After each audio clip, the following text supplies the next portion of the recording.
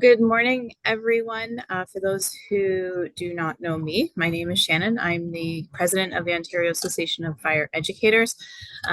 Welcome to everyone that's on the call this morning. I'm going to give Roel an opportunity to introduce himself as well, representing OMFPOA. Good morning, everybody. I'm Roel Bus, the Chief Fire Prevention Officer in Sarnia, and I represent the OMFPOA as the treasurer.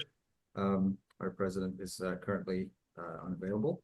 Welcome everybody, and this is going to be great, a great presentation. All right, so I will keep my intro short. This is one of our continuing webinars joint with OMFPOA and NFPA. So Laura King, for those who are not aware, which I think everybody is, Laura King is the Canadian representative for NFPA. This is all focused on NFPA's Craig 1300, which Laura and co, we'll call them, are going to be talking about this morning. So again, I'll keep it short and I will turn it over to Laura for an introduction of her team that's with us this morning. Awesome. Thanks very much, Shannon. Good morning, everyone. It's lovely to see you all. And I see there's lots of people from lots of different places here this morning. So that's excellent. You can see that I have my last slide up instead of my first. So we'll scroll over. So we are going to talk this morning about community risk reduction. We have done this many, many times, so we'll take it from a bit of a different perspective today. Welcome. We're going to welcome Craig 1300 to Canada. Round of applause. Yay, that this is finally happening. It's been something that we've been asking for in Canada for a long time, and we'll explain all the whys behind that shortly. So joining me today is Karen Berard-Reed, who is our senior strategist for community risk and our community risk reduction lead at NFPA. Many of you have heard Karen on the CRR kitchen table or at our conferences. She's been all over the place. She's been to Canada several times, and most recently Richmond Hill, which she's learned is not Toronto, and for a CRR conference, and we love her for that. And also we're joined by Joe Powers and Katie Washington with Consulting International. It's super weird. Hey guys, can you just mute yourself? Sorry, just a reminder to everybody to please mute yourselves as you're coming in. Thank you. Perfect. So Joe is with us, and I don't have Katie's name here, but Katie is the GIS and Data Analytics Program Manager with Emergency Services Consulting International, or ESCI, which is operating the ESCI Community Risk Hub powered by Craig 1300. And the Community Risk Hub captures data at a really specific level down to individual addresses, and it's going to be able to help you with your community risk reduction programming, and in particular your public education programming and finding your target audiences. So I'm going to do just a quick review of some of the things we've talked about over the years in regards to community risk assessments and community risk reduction for just 5-10 minutes max. Then I'll turn it over to Karen, and then you'll see Joe and Katie, or Katie and Joe, whichever, and they will be able to answer all of your questions. So I will carry on so we can get to the good stuff very shortly and very quickly. So we're here because Craig has come to Canada. So what is Craig 1300? That's the question we get most often, and I'm sure, Karen, that's your question as well. Craig 1300, if you look at the letters, it is the CRA, so CRA, Insight Generator, IG, Craig 1300, and 1300, of course, is the standard for community risk reduction. So that's what it is. That's where it comes from. So by Insight Generator, it's a dashboard-like tool that captures data and then spits information out to you. That's a way oversimplification that you can then use within your municipality and within your fire department to do all the things that we want you to do in terms of identifying target audiences, identifying risks, figure out what portions of your community may need more attention, to set your level of service as a fire department. So you're going to see this little guy. And again, Karen and the others will explain more to you shortly. So just a couple of things to consider. We know that in Ontario, you are supposed to have completed your community risk assessment by July past. Some of those are still happening. So has your department completed your community risk assessment? And do you have access to it? And that's a question I always ask fire prevention officers and fire and life safety educators, because some people say they don't. And it's sometimes a public document. If you Google it, you can find the documents, the community risk assessments that were done by the various consultants across Ontario, who are very often retired fire chiefs. We know that.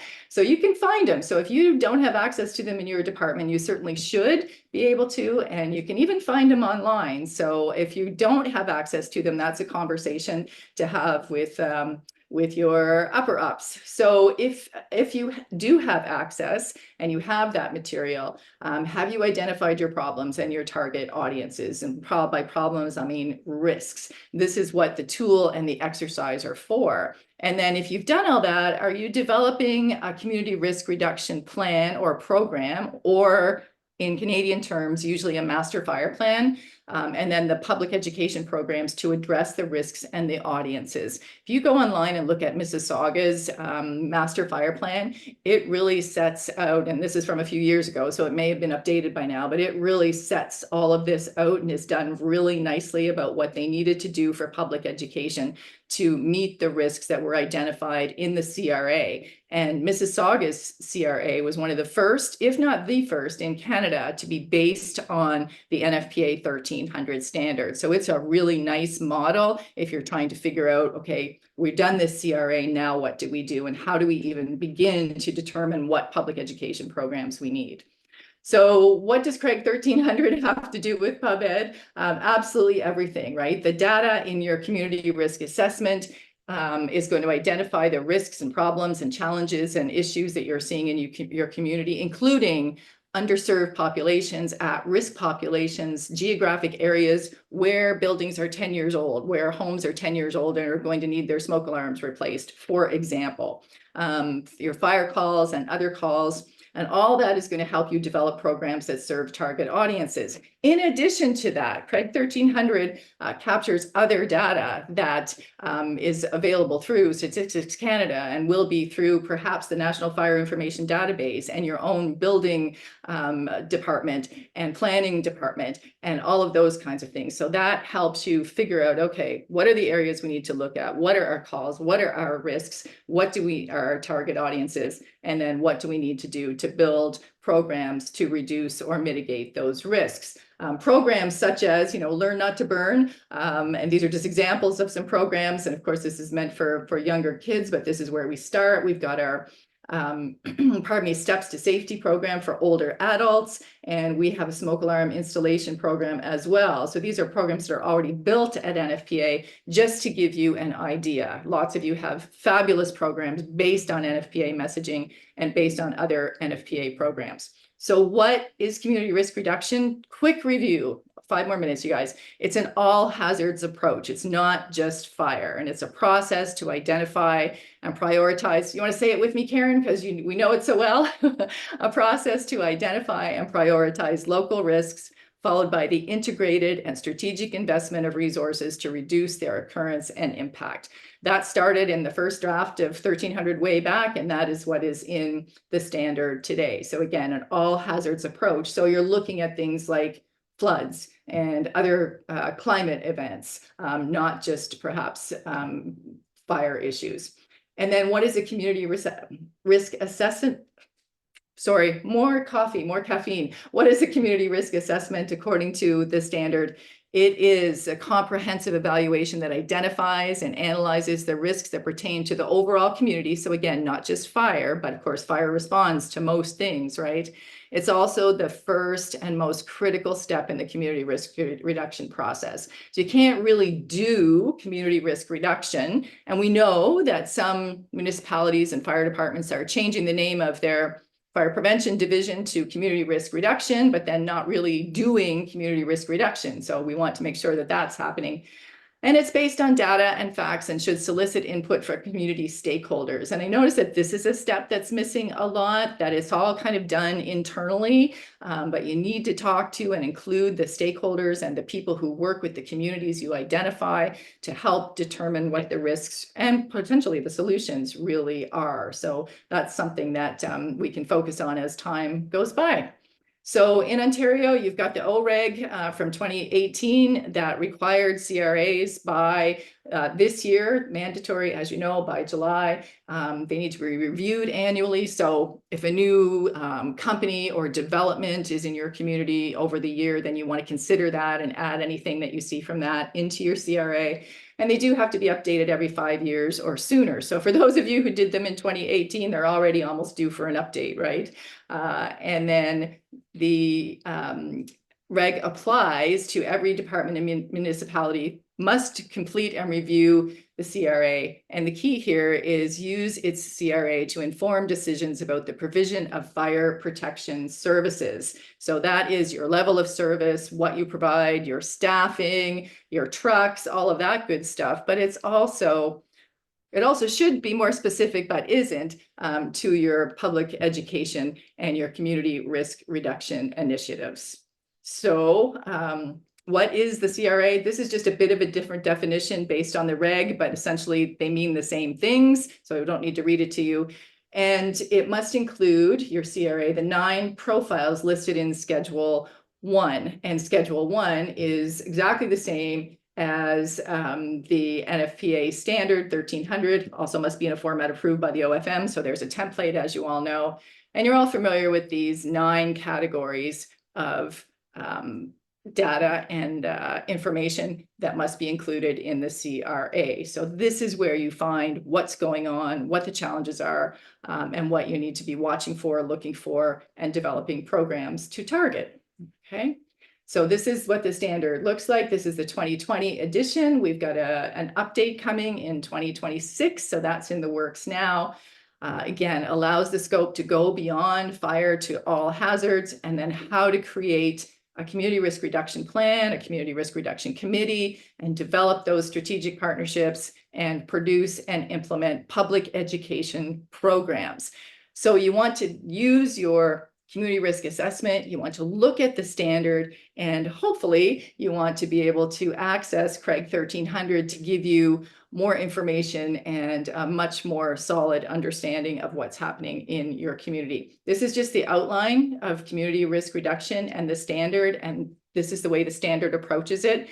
It's a nice thin standard, so it's not overwhelming, and it really is a guide to community risk reduction in your community. So it just lays out the steps. We've gone through all of this before. Remember, critical to it all is finding the why and understanding why the population that you're looking at is doing what it's doing. You know, why are there more kitchen fires in this part of the community where we know there are lots of apartments and that they are there are lots of newcomers, for example, and we've talked about the Regina example in previous sessions, and how Regina was able to identify that as a root cause because people were coming in and not having access to settlement programs and whatnot. So it's a nice, easy set of steps to follow. And then once you do all the things in the previous slide, you implement the program, evaluate, and then modify. And so for all of you who are fire and life safety educators, you know how critical it is to evaluate your program, make sure it's working, be able to see the data and see the change, and then modify the plan if necessary. We also look at the 5 E's, and again, we've done that lots of times for the 5 E's of public education programs. So how do we solve the problems and challenges? For today, we'll focus on education. This is where I'm going to stop. We'll focus on education, but there are others, engineering, enforcement, so all kinds of ways to help to mitigate the challenges that are identified through these processes. So in that quick few minutes, what did we learn? The CRA is the first and most important step in community risk reduction. Both of them equals targeted public education and messaging based on evidence and data. The NFPA standards, because CRR, community risk reduction, is mentioned in more than one standard, but really we're focusing on 1300, guides the process. You want to find the root cause and the why, and you want to evaluate and revise and modify your programs if necessary. So there's Craig over there.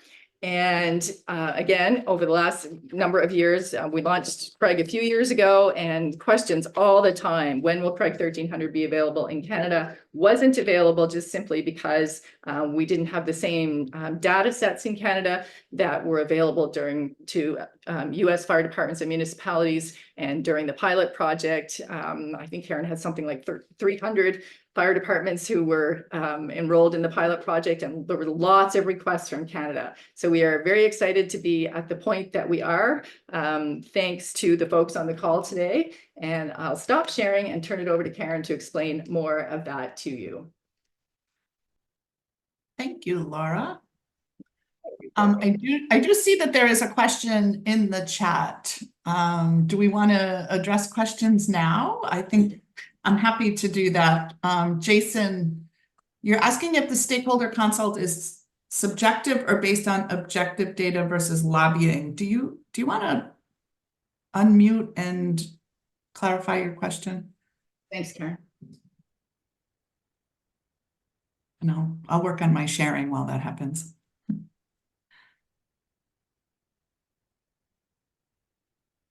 Maybe, maybe not. Jason, are you there? Yeah, no, it's on yeah, it's under Jason's name, but anyways, Markian. Oh. So yeah, you already partially answered it, like when you have to talk to people involved in the community about the problems and stuff. So I guess that would be from their perspective. But I guess my question is, you know, if it's how do you keep out any political lobbying or influence out of that process? If that makes any sense, right? Like I could talk to somebody if they say have a safe injection site and they're having problems with, I don't know, let's say their increase of fires were up all of a sudden, you know, and then you get somebody who wants the centers there, so they'll lobby for them versus somebody who doesn't. How do you keep that out of this system? Excellent question, Karen. You want to tackle that? Yeah, I mean, I think from my perspective and certainly from the standard, one of the things that you would lean on is having a core community risk reduction committee. And at that point, you'll have a combination of people from the fire service, people from partner agencies, community members, and making sure it's balanced. It kind of reminds me a little bit of the process that we strive for in the NFPA standards development process, and making sure it's balanced so that no one voice is overriding other voices. And I think that's an important consideration in that. And then in the end, I mean, it really does go back down to that committee to prioritize. So they do have to look to who are the people who are going to be part of that core group, that core CRR committee that is going to be responsible for prioritizing the risks that rise to the top. Because chances are there will be risks that you determine that are elevated that you're going to have to say, is this a priority for this group at this point in time? Do we have the resources to address all of these risks?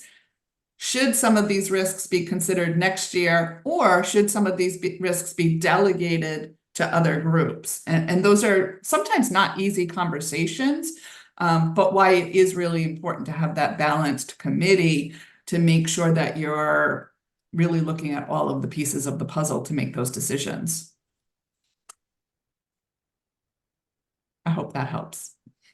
Excellent response, Karen. Thank you. Okay. I'm happy to answer questions along the way, so certainly feel free to use the chat. Laura, maybe you could keep an eye on that for me as we go through it, just in case something else pops up. I have like things all over my screens, so I may not see everything. Thank you. So anyway, Karen Berard-Reed, I am the Community Risk Reduction Lead at NFPA. Just going to talk briefly about Craig 1300 as a tool before we pass the baton off to the folks at ESCI. But certainly, oh, let me just check. Laura, you can see my screen, correct? I can, thank you. All right, perfect. So Craig 1300, as Laura mentioned, Community Risk Assessment Insight Generator. 1300 does align to NFPA 1300, which is the standard on community risk assessment and community risk reduction plan development. I always like to tell folks that Craig 1300 was in fact born, as Laura had mentioned, out of a pilot project with 300 fire departments. And that went on for a couple of years because COVID was right in the middle of it. And during that time, Chelsea Rubidoux and I were attempting to name the tool. And I think we probably came up with about 100 different names that were all just absolute garbage. And then got a marketing team involved, and I think they named it in about 10 minutes. So really happy with the Craig 1300 name now. People identify with it, and it really tells the story about what the tool is able to do. So generating those insights so that you can move forward and develop your community risk assessment. The reason Craig 1300 came to be was because Chelsea and I had done some research for NFPA to explore community risk reduction and figure out where it made sense for NFPA to contribute to the space. And one of the things that really became clear was that folks were very interested in community risk reduction, but they were often skipping that risk assessment piece, which means that they were putting lots of effort into developing these really interesting and creative programs and campaigns and initiatives that were not necessarily connected to the risks that were elevated in their neighborhoods and across their communities. And we thought, oh my goodness, how are you going to make impact on the risk if you're putting all of this energy on initiatives that are not necessarily connected to it? So that's why we jumped into the community risk assessment piece and worked to develop a tool to support people's work around the community risk assessment. Because let's face it, most of us here, with the exception of maybe one or two, would not consider themselves to be data analysts or data scientists. So what is Craig 1300? Craig 1300 is a data wrangler. It's a digital tool that helps you to work with the data so that you can do your community risk assessment. Thank you, Laura, for sharing those categories in the standards. They're called community profiles. There are 9 of them, and essentially those are the buckets of information we want to look at when we are doing a community risk assessment. As Laura mentioned, when you dig into your demographics, you dig into your geographic data, you take a good deep look at your building stock and all the others, it guides you to better understand the risk that's existing in your neighborhoods, and not just the where, what, when. I'm going to skip another one. Where, what, when. I was leading to why, right?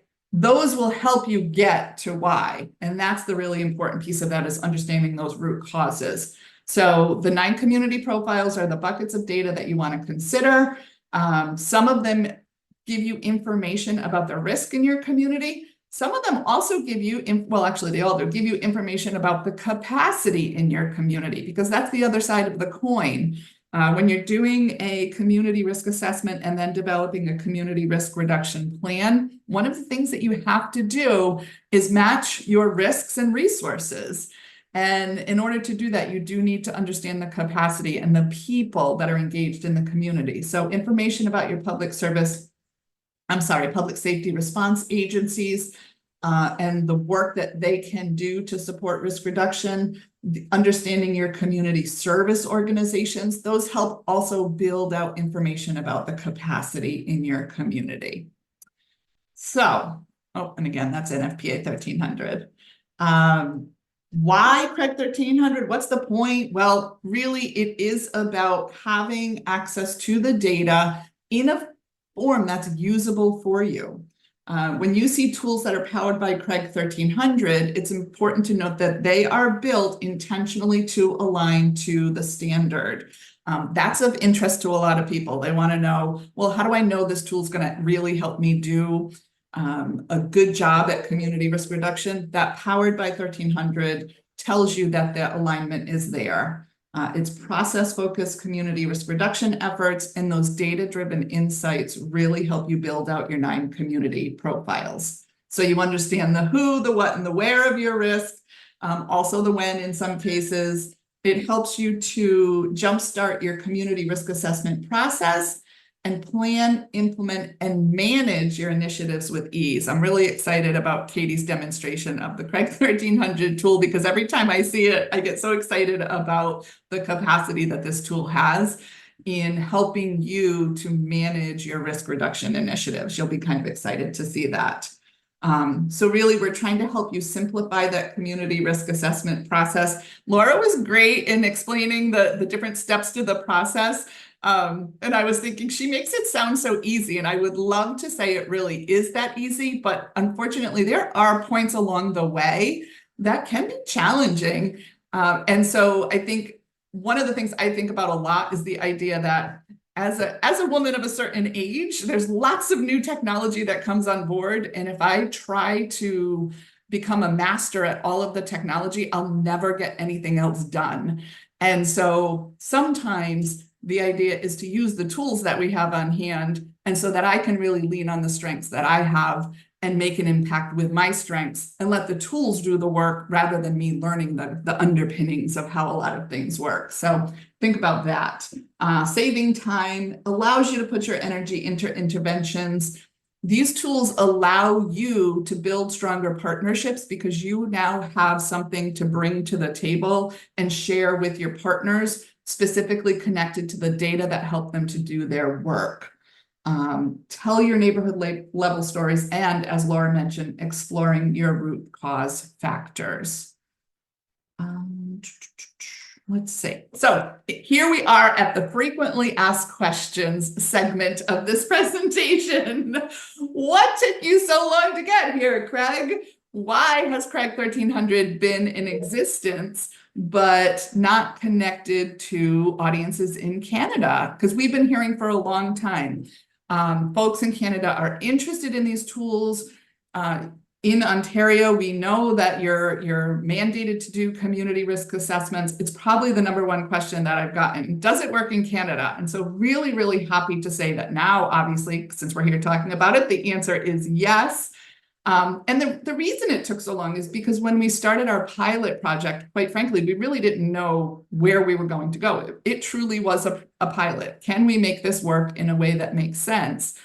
And once we determined that the answer to that was yes, the company that we were working with really only uses United States accessible data. The whole platform is built on data that feeds out those 9 community profiles. So we needed to connect with a vendor who was able to build out the Canadian version of that as well. And that's why we are really excited. Oh, there's my next clip. There we go. To have ESCI here, Emergency Services Consulting International, which is an arm of the International Association of Fire Chiefs. And they're building their Craig 1300 tools on the Esri platform, which is a little bit different than the original Craig 1300 tool and really opens up the opportunities for folks in Canada for this tool. So really, really excited about that.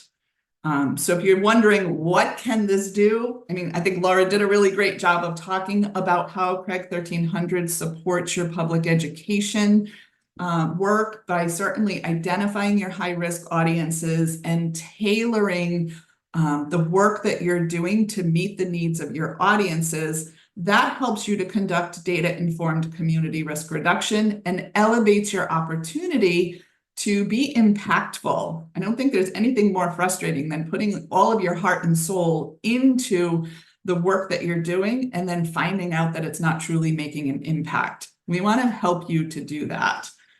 We know that nobody's sitting there saying, I have too much time on my hands, I have too much money, and I have more people than I need to get the job done. Nobody's in that boat. Let's make the most of all the resources that you have, okay?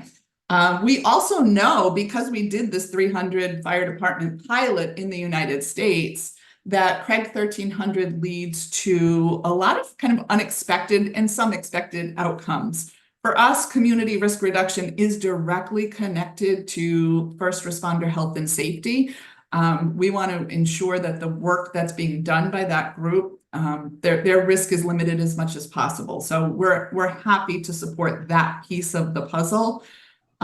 We also created this tool to help communities locate, understand, and better serve their vulnerable populations.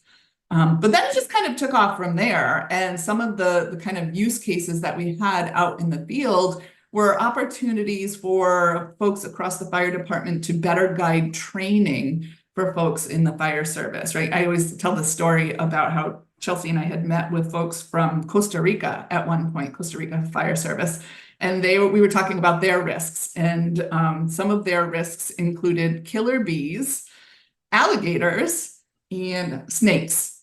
And I said, well, do your fire recruits have training in those areas? And they said, oh, yes, absolutely. And that was just so interesting because certainly I'm in Rhode Island. In Rhode Island, our fire service are not getting training on killer bees when they're rookies at the fire academy. So guiding training can certainly be valuable use of the data, both in the for the new firefighters and along the way. Recruiting with purpose, making sure that you have an opportunity to bring in folks who are connected to the community and really reflect the people in the community. We can use these tools to track your risk reduction activities. Laura showed the NFPA smoke alarm installation guide. I know some of you are probably doing smoke alarm installation initiatives. Rec 1300 really supports that work in exciting ways. It can be used to engage the public. If you're looking for a tool to get feedback from the public, there's an opportunity for you to do that with this. And then, of course, strengthen your partnerships and stakeholder relationships. So lots of opportunities with this tool to help you lead with that actionable data-driven insights. And so really just excited to move forward with that. Before I pass the baton, I just wanted to point out my email address, crr@nfpa.org. If you have any questions related to CRR after you want to connect, feel free to reach out. Also, I'm going to give my little kitchen table commercial too. For those of you who are already on the kitchen table, it's a monthly virtual call of CRR folks from all over. If you want to get added to that invitation list, just email crr@nfpa.org. Okay. Any questions before I pass the baton off to Joe or Katie? All right. So Joe and Katie, who's taking it from here? I'll take it for a real quick second and then Okay. I'm going to stop Katie. sharing. Yeah, and let me share my screen real quick. Hey, will somebody let me share my screen? It says I can't share this screen. Oh, perfect. I got it. Thank you. So real quick, you guys can, well, no, you can't. There we go. You guys can see my screen. Yes. Yes, perfect. So real quick background on ESCI. First of all, thanks to Karen and Laura for inviting us over here. Like all things great in the fire service, we were making adjustments in the day and hour before this. Katie was supposed to be on the road today, but because of the hurricane coming into Florida, she had to adjust her schedule. So we are adjusting on, sending messages back and forth on Teams right now, figuring out how we were going to provide this quick update.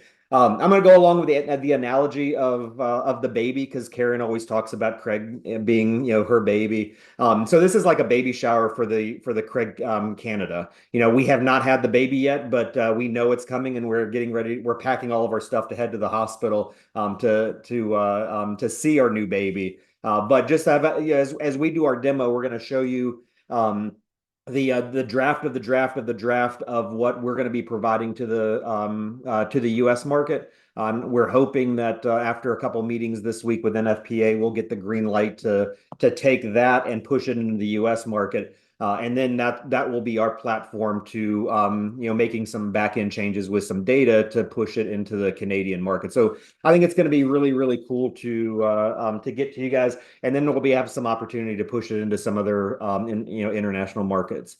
So real quick on ESCI, we've been around since 1976. In 2008, we were purchased by the International Association of Fire Chiefs. So we've been the IAFC's consulting firm for long enough that I don't know the math really well. So it's been a long time. And we've, in the fire service, and Karen alluded to it, I came out of the fire service after about 27 years.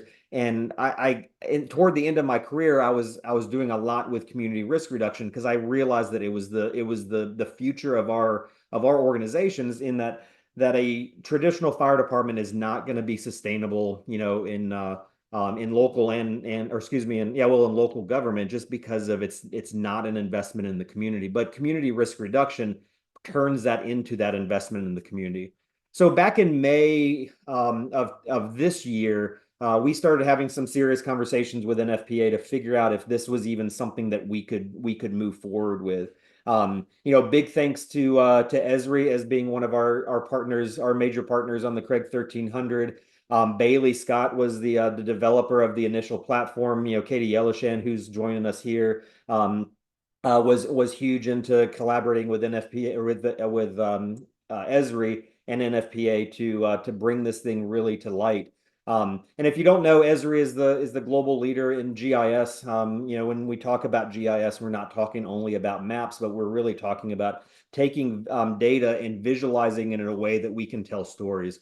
And that's what really the Craig 1300 platform does, is it takes that data and it visualizes it in a way that you can take it to your community, or your community can ingest it without having to, raise their hand and ask a lot of questions. Before I ask Katie to jump into the demo, and I know that there's probably a couple people that will likely leave early, but our demo is not super long. I wanted to give the opportunity, if anybody wants to scan the QR code to get on the list for, there's no commitment. Just, hey, if you want to be on our list for Canadian deployment, and you want to know more about it and how this is going to work for everyone, scan the QR code real quick. It's just a couple fields that we ask, and specifically name, email address, and what community you represent. And then we'll get you into the loop with the Canadian deployment. After Katie's quick demo, I'm going to come right back and show you kind of the 3 different levels and the pricing that's involved in that. I think it's relatively inexpensive. Yeah, so I'm going to stop sharing my screen, and Katie, if you're ready, I'll turn it over to you. Let me make sure I can share. Okay. Awesome. Can we all see my screen? Okay. Yep. Okay. Yep. Cool. And then Joe, just let me know if there's questions in the chat as I go through it, because I can't see it while I'm sharing. Awesome. Okay. So what you're looking at is the kind of hub site that we've developed. It's both public facing and internal facing. So this landing page that you first land on when you go to the URL or you sign in, if you're an internal member of the organization, this is what you would see. I'm going to come back to the public facing page at the end, because I want to make sure we have time to go through all the internal applications. So the first tool, the main tool that we would be using, is this community risk assessment tool. And basically it's a tool to be able to view your critical infrastructure, your fire stations, police stations, and all your incident data in one place. And then kind of view demographic data on top of that to plan your community risk assessment areas within your community. So I have my layers here on the right-hand side. These are all the activities that are happening out in my community. So home safety visit, events, referrals, etc. And then we have all of our incident data. So we pull in about 5 or 3 years worth of your incident data, clean it for you, and then put it into this toolkit. We break the data down into 3 major categories: fire, EMS, and then false alarm. And then we have subcategories on each of those top 3.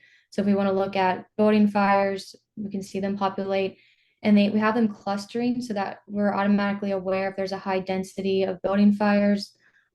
Same thing for falls and lift assist. If we're looking at EMS service calls, we can see where that high density kind of instantly pops out for us to view. We're able to pull in, like I said, existing districts or stations or structures, whatever it may be that's important to you guys, building and transportation. So as we zoom in here, we're starting to see structures pop up. We're pulling the structures layer from the USA structures that's curated by the Esri federal team. But we're also looking into this layer as well with the Esri Canada team to be able to pull that same data set for you all. And then we have our different demographic data that we're able to pull in. So for the US, the SOVI Social Vulnerability Index, the National Risk Index, and some other layers as well. So now that we're kind of assessing the area and we found this high density kind of cluster of falls, it's like, what do we do next with that information? So if we go to plan, we can actually create a risk reduction area by simply drawing on the map and then filling out the appropriate information. What type of risk reduction type is it? And we can change all of these domains or this pick list if necessary. We can assign it to somebody. So if we want to do station 1, and then go ahead and give it a due date, maybe the end of this week, and it's a low priority. So I'll go ahead and create that area. Once that area is created, we can then analyze it. And this is something we're finishing up on, but as Karen mentioned, there's 9 community profiles that will be generated in this community profile template to match the standard of NFPA and Craig 1300. So once this is generated, we can blow it up into full screen, kind of look at it more. We can export it, send it out as a PDF or an image or an Excel if we want to. And this just gives people more awareness. So if station 1 is going out to assess that area, kind of what does that demographic look like? Do they need extra material? If there's a language barrier, what might that be? So it's kind of a cool tool. And then we drew our area to pull in that community risk profile, but we're also able to do that with predefined boundaries as well. So if we go back here and I just want to select station 10's area, it's going to pull that same profile for that predefined boundary. So once we kind of assessed and we assigned a crew to go out and do that community risk activity, then we can move to our manager tools. So we're managing those activities that are being completed, home safety visits, an event within our community. And this is kind of where I'll bring in the public portion as well. Let me switch back here. So we have a form that the public fills out. It's called Survey 123, where they can submit a request. This form can be done internal if you don't want it public facing, the public submitting these requests. Maybe you get requests by phone call, email. You can fill it out internally, or you can have the public fill it out for what they're requesting. Once all these requests are submitted, then let me just close this so I can get to my other tab. There we go. Go back here. They will come into this manager as well. So we're keeping track of activities that are assigned to stations and then also public requests that are coming in all in one place, which I think makes it fairly easy to manage. We can keep track of the status. We can update it from here. So you don't need to go into any other type of application or database to do that. And then if we want to email this out to somebody, let me minimize my screen here.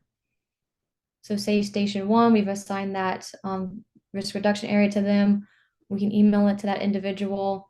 And then there's a field mobility portion of this. So with this email, it gives them what they're going to go out and respond to.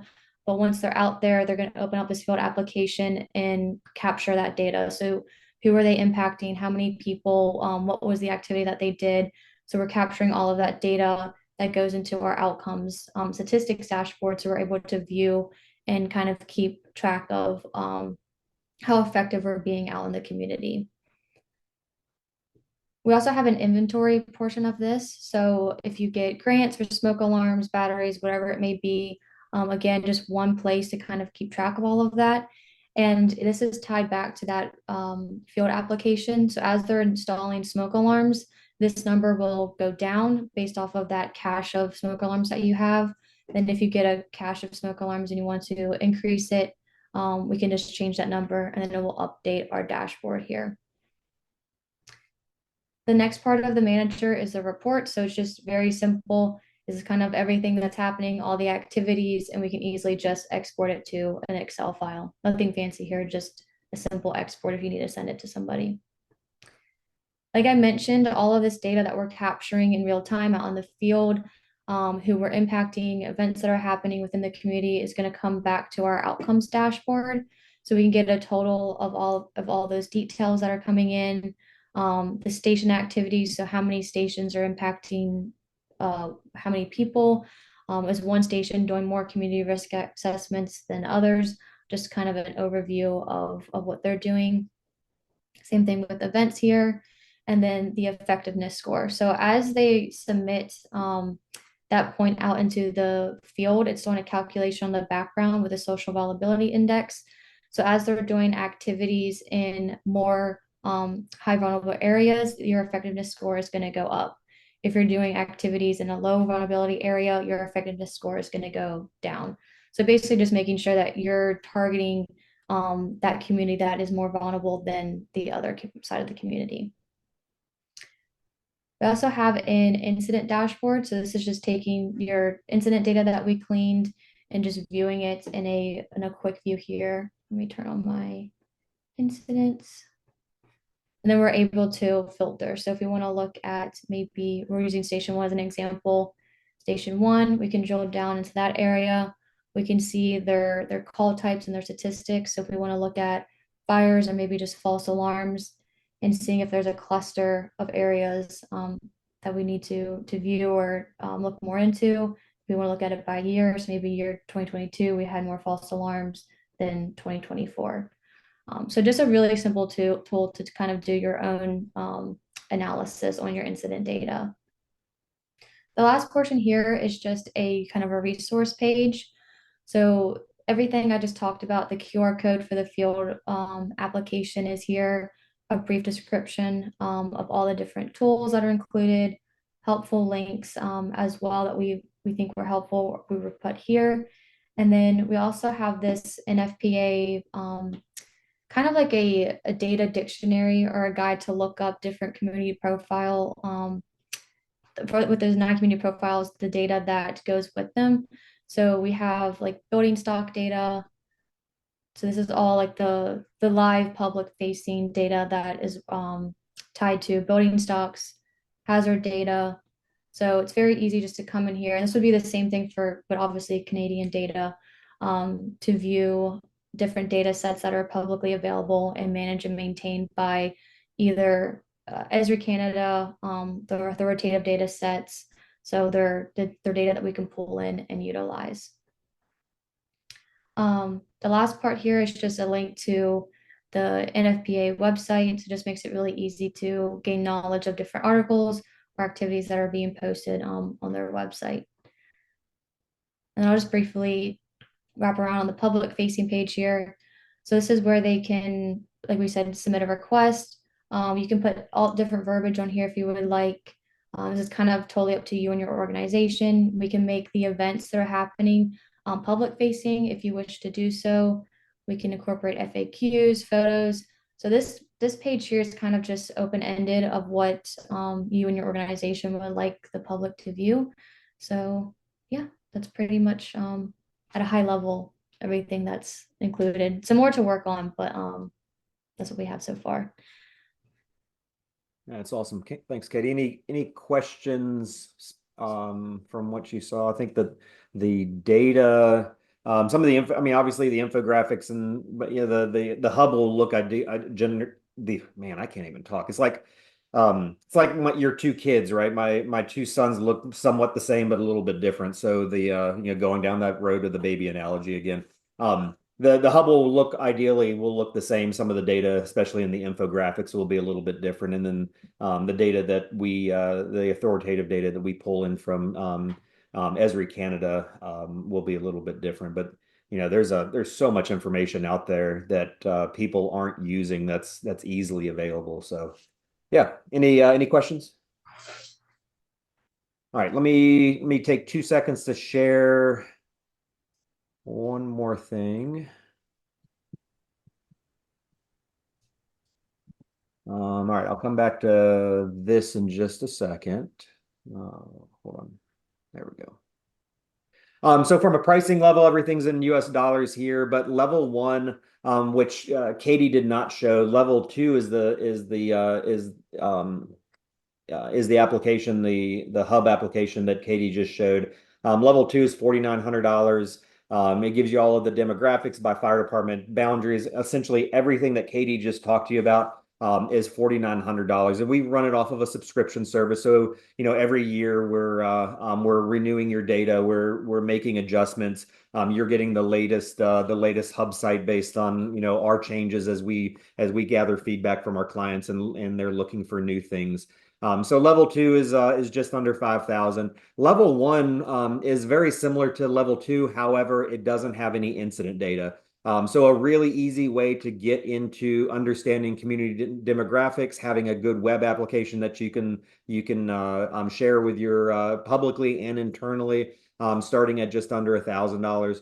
And then level three is everything that you saw in level two. However, you get access to Katie's team with monthly GIS and data analytics work. So let's say you wanted to bring in inspection data and start to like explore and model different things with your inspection data, or you want to bring in killer bees and alligators and snakes. That's the kind of stuff that level three helps us get to. We anticipate that year after year, the community risk hub is going to get better and better. It's not going to stay the same. So as people renew their subscriptions, they get the shiny new hub site. With level three, you're kind of getting that stuff that is specific to your community that you want to work through. And I see a couple questions. What's the timeline for launching in Canada? We would like to be able to launch here in the United States. Hopefully by middle of October we'll be pushing things out. And I keep saying by the end of the year we'll have something spun up for Canada. Our biggest thing is to get in the nicest way possible, get through all of the details with NFPA to make sure it's exactly what they want. And then once we get the green light, really, we can start deploying in the United States and redesign the data, the backend data to be Canada, and it should be relatively easy to spin up from there.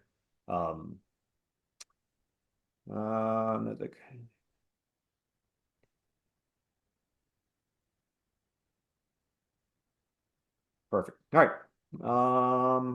One last time, my email address is there at the bottom. I took the key or the note or the cue from Karen to stick my email address there at the bottom.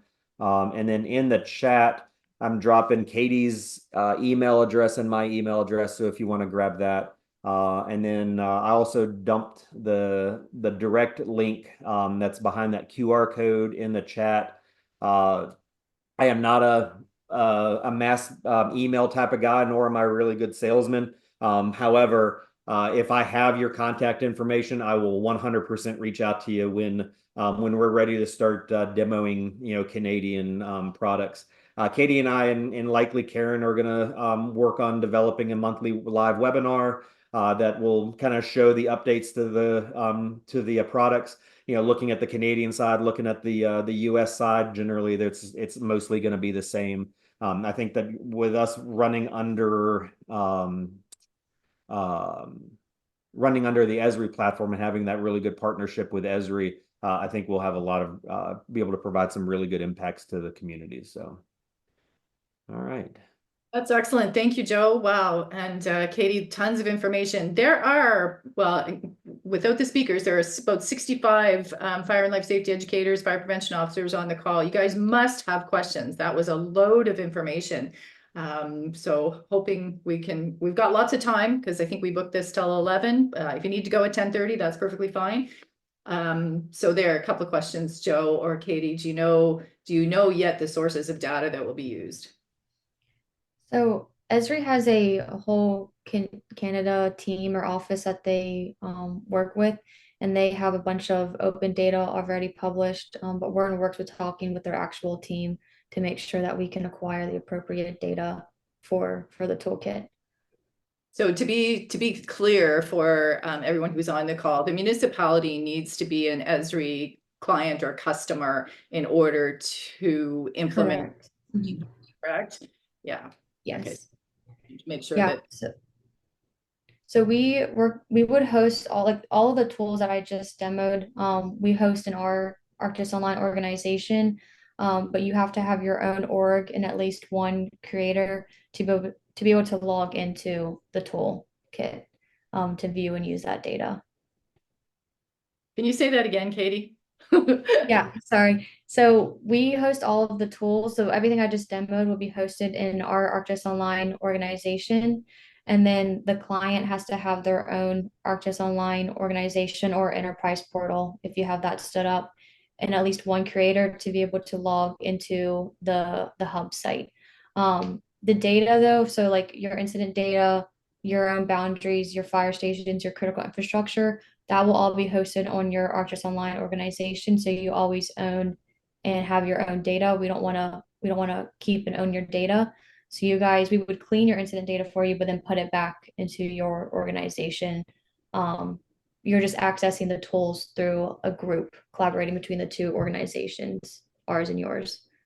So you're saying you have to have your own ArcGIS through Esri, and then it's off in there. Okay, just you guys ask questions if it's not clear, because this is really a launch today, a very first. And as Joe said, we haven't had the baby yet. We're just thinking about it. We're not even in labor. So ask questions now, and then we'll be able to sort of refine what we're showing. And I think someone had asked, have we talked to the OAFC and the decision makers yet? No, you guys are the first to see any of this, and this was done kind of on the fly, but excellent presentation and excellent work, Katie and Joe. Thank you so much. Lots of time. Gary. Laura, can I just, oh, Joe, maybe you're going to say what I'm going to say, so go ahead. Oh, probably not.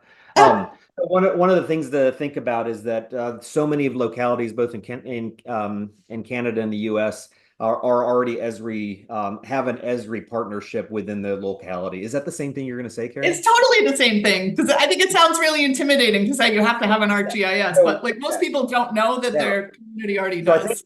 I think Esri owns or holds 85% of the GIS market worldwide. Currently, we're running about 60 something projects right now outside of Craig 1300.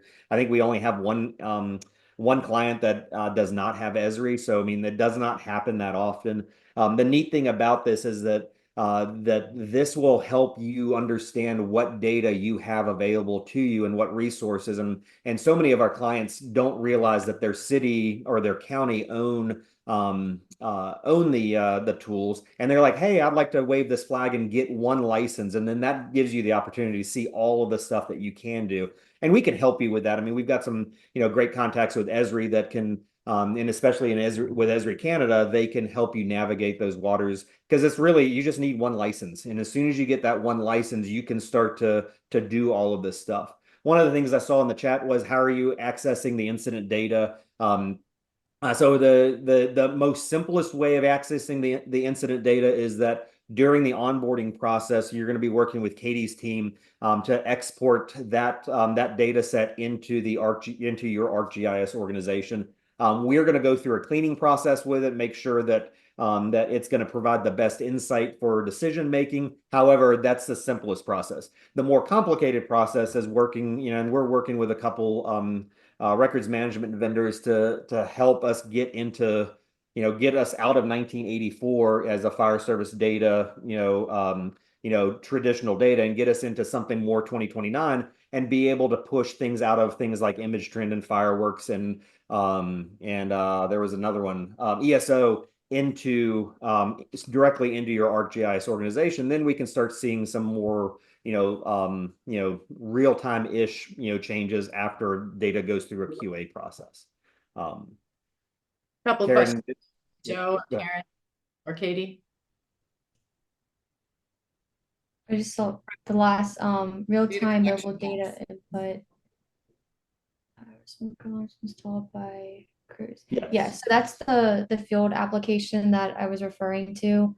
So as you do a smoke alarm install, it's tied to the inventory of smoke alarms that you have. So as you install those smoke alarms, your inventory will go down. We can add more fields as well to if you want to capture more data when installing the smoke alarm. So that's something that maybe we can like customize with those organizations. But But yes, like, there's a real-time mobile application. like engine companies going out to do a home safety visit or a, fall prevention education, or even somebody doing like a hands-only CPR class that's not an engine company, while they're there, they can say, this is what I did here, and it's going to go and push into that hub site so that you can see where you're doing your work. Thanks. Also from Gary, can data from the OFM, the Office of the Fire Marshal, and the standard incident reports be used? Or data be obtained from them, sorry. I'm going to say I'm not sure why we wouldn't be able to do that. Yeah. We did the most recent project we did in Ontario was up in Georgina. And we did not, I don't believe we pulled data directly from the OFM. But that's 100% something that we're going to look into, because that's probably a much easier way to do it. Thanks, Joe. Anybody else? You have opportunity here that no one's had yet in Canada. So if you've got questions or thoughts, you're not clear on something, we've got the time to review it or to go a little deeper. And let me share my screen one more time. While we were talking about the mobile application, let me share. So I forgot to mention the hub site itself. So we do have a mobile app, but the hub site itself is fully mobile friendly. So as it changes size, if it's on a tablet or an iPhone, it knows that, and then it will instantly reconfigure itself to change based off of what kind of device it's on. So I just wanted to mention that. But it's an important point, because I mean, so often we sit there and have coffee with somebody that could be a strategic partner, with our community, and you can pull your phone out and start having conversations around, community risk and the impacts that you're having, and you don't have to mess with bringing out a laptop. That's excellent, thank you. And then the question we knew was coming as soon as we knew that Ben had logged on from Quebec. Will the program be available in French sometime? I think I have to double check, but there's already a conversion tool on like Esri's hub platform that can change it to a different language. So we can add that on. That's a good point. Oh, that's excellent. Thank you. Wow. Perfect. Who else? Yeah, thanks. That's excellent, Ben. Okay. Shannon, any thoughts, any questions from your side?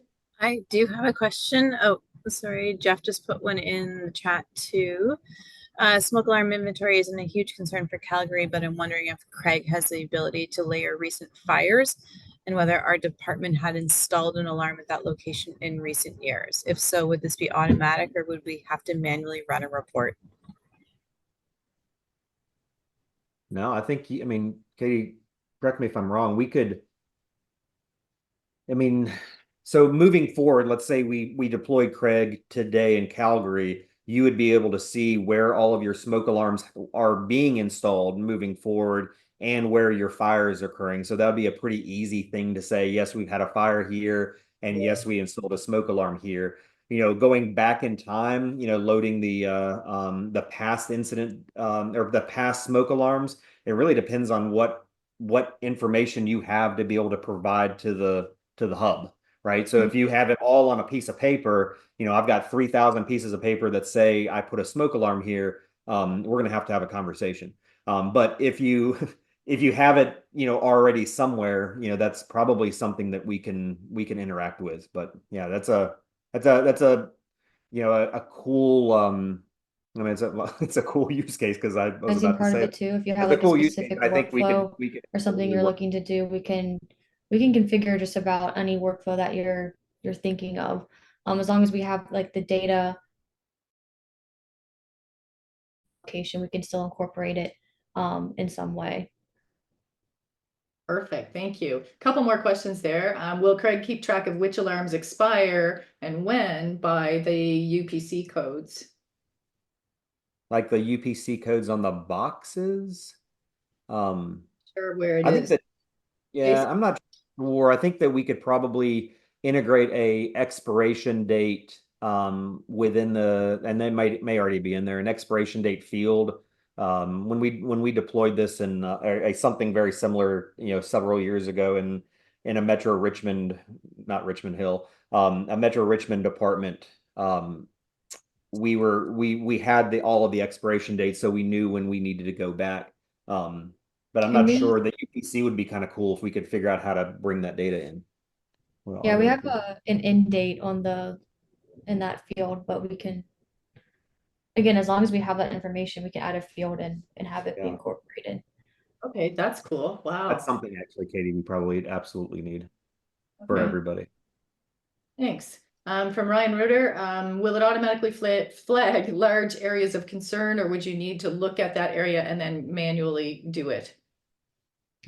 So we have, well, I guess a couple of different things. If you're talking about your incident data, we have them set up as clusters, and then a set arcade expression for if there's a cluster of like 50 or more, draw a high density, like draw our attention to there. So we can set up those parameters for each organization, what is important to you. But then if you're looking at like the demographic data, there's nothing to really draw or like alert you. It's more kind of viewing it all together and making your own conclusion of if is this should this be a risk reduction area. I guess I hope that answers the question. Joe, I don't know if you have any. No, I think that answers the question. That last question from Kevin, I don't think we're qualified to answer.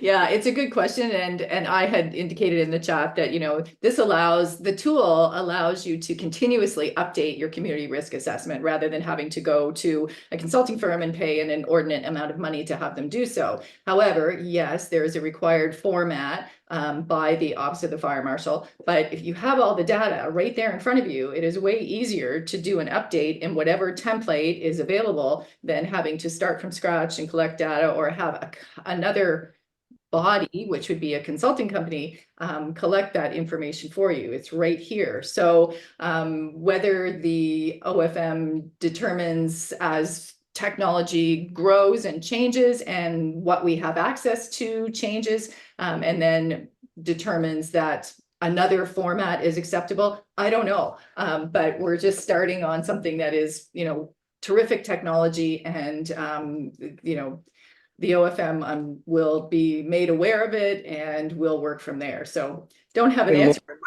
It might be worth us or you facilitating a meeting with the OFM to show them this and then get them to provide some feedback into what we're missing in order to, achieve that a little bit farther down the road. Because I mean, we're always, from an ESCI perspective, we're always looking at 2029. What is it that's going to be needed in 2029 to provide today? And Kevin brings up a good point that, if maybe there is something, maybe it's not as easy as a flip of a switch from the US to Canada. However, but if we get some parameters from OFM, then we can make it a Canadian specific, and if it makes them happy, then it might make you guys a little bit more happy. Exactly. Thanks, Joe. And then there's a great comment from Jess here about having done the CRA online in a storyboard format, and that was an acceptable format. So yeah, we have some work to do and some questions to ask, but we all want the same outcomes here to make tools available to you to make it easier and more efficient and effective to do your jobs, and then to do what the outcome is, which is to reduce risk and save lives and property and all of that. So great questions, you guys. Thanks, Jess, for the links. That's terrific. Okay, Shannon, back to you. And real quick, the looking at the link that Jessica put in there, I believe everything that's in her tabs are in the Craig 1300 product. Okay. So she was able to get it past the OFM. That might be an easy way to achieve the CRA for your communities. Thanks. Excellent. Thank you. That's great input, Jess. Appreciate that. Shannon, back over to you. We cut you off. I cut you off earlier. That's okay. I was going to make one comment and ask one question.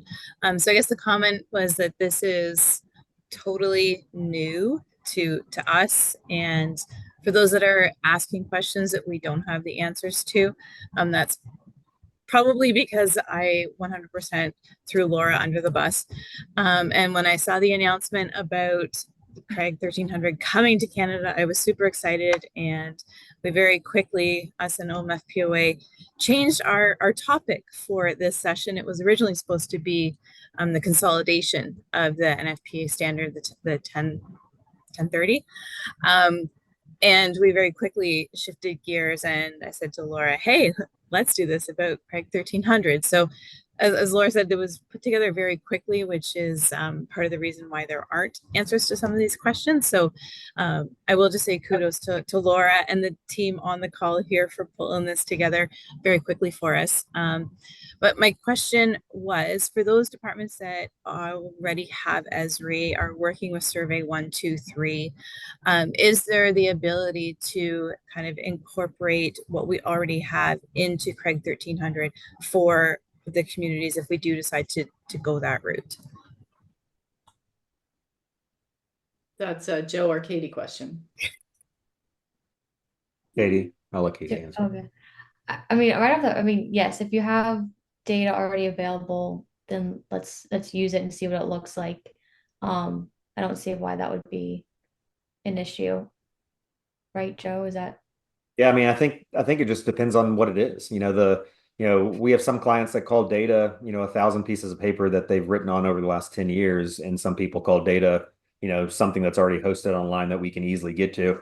So that's two very wide areas of the spectrum. But if you're somewhere in the middle, it's a case by case. I think that Katie and her team are competent enough to make almost anything happen. Katie was able to spin up this Craig 1300 platform in a matter of a week. It was really nice because I was on vacation when it all happened, so it was perfect. And she's able to do a lot of really neat things. So I think that we should be able to help out. Yeah, I know there's some departments, we're not 100% there yet, but there's some departments that are using Esri and Survey 123 for their smoke alarm programs right now. So I kind of just see it being a transition into Craig 1300, or being able to import that data that's already part of Esri and already part of Survey 123. Yeah. And to your, I would like to take a look at the fields and how, if there's fields that maybe we're missing or we can add, that's maybe in the toolkit, and then how we can work it into the workflow of the whole community risk kind of assessment, because the toolkit is to optimize your CRR, right? To put it into practice and capture our data out in the field. So we can use the data that's already there, probably plug it in, or if it's already good to go, then somehow work it into the whole workflow of the application. So yeah, like Joe mentioned, it's just kind of case by case, and once we see it and get in there and see how we can work it in. But yeah. I love it when all the answers are, yes, we can do that. Yes, we can do that. Yes, we can do that. We're not used to that. That's excellent. Anybody else? Thoughts, comments, or questions? Kevin, again in the chat there, Joe, for you. Yeah, we love First Due. We talked to them at FRI really briefly, but we've been in talks with them for a good part of a year on not specifically Craig 1300, but just being able to get their data hosted in the client's ArcGIS organization, so that then the clients can interact with their data in the way that they want to. And First Due has been very open to doing that. So if you guys are on First Due, you guys, that's awesome. I love that platform. Thank you. Great. All right, you guys, last chance. Anybody from OMFPOA roll? You good? All right. Shannon. Okay. And so like I said, this was put together very quickly on our end. So I do give a big thanks and kudos to Laura for making it happen, and for managing to facilitate Karen and Joe and Katie to be here as well. I think that added huge value to this. And like we said, this is the first I think has happened in Canada. Forget about Ontario, but in Canada in general. So there's still lots of things I think that have to be worked out, and obviously questions that we all have. But I do want to send a big thank you to Laura for facilitating this and for getting Karen and Joe and Katie here. And thank you to Karen and Joe and Katie for participating and being here. I think it was huge value for all of us to see this. And I know when Karen was in Richmond Hill, not Toronto, a couple of years ago for the conference, and her and Chelsea presented on Craig 1300, I was kind of amazed and then sorely disappointed when I learned that we couldn't do it here. So I'm super thrilled that it is now going to be available in Canada. So thank you to the 4 of you for coming this morning, and I'm sure your inboxes will be flooded with questions as people are leaving the session and thinking about things. But thank you for coming, especially on short notice, and making this happen. Thank you to everybody who's on the call. I know Roel had to step out, and I did touch base with Taylor, who's one of the OMFPOA directors. Not a ton of updates from them, just an update from the OEFE. So we do have our conference October 22nd and 23rd. We did close registration, but we've heard from a couple of people that they were not able to get registered in time. So we have reopened it for a short window. It's open today and will close on Friday. If you have not registered, you do have another short window to get in there. And yes, Laura, it was recorded. And once we get it kind of cleaned up a little bit, we will post it on the OEFE YouTube channel. So anybody that wasn't able to see this entire session or wants to share it with chiefs, back to the comment in the chat about those decision makers, anybody wants to share that with their chiefs, it will be available on the YouTube channel within the next hopefully week or so. And if nobody else has any other comments or questions, I see a ton of thank yous in the chat. And again, I'll echo my thank you to Laura and Karen and Joe and Katie for joining this morning, and looking forward to seeing Craig 1300 come to Canada. Thanks, Shannon.